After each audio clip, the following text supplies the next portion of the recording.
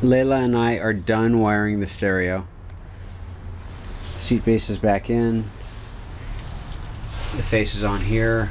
All I have to do is put the lock, or make the lock for the ammo box. So essentially it should be good to go. Let's see.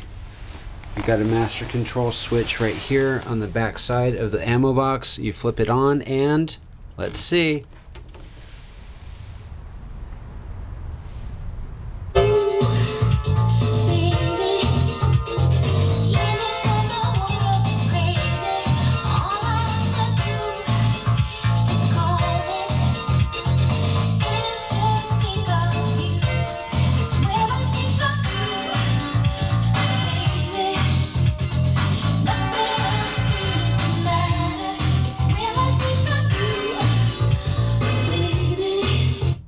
Have it on a kill switch right here, so you don't have to, the box can be locked shut and you can play automatically.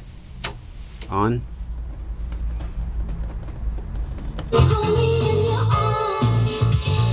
Off. And it comes on to whatever your volume settings were or whatever. Okay, there we are. We're set.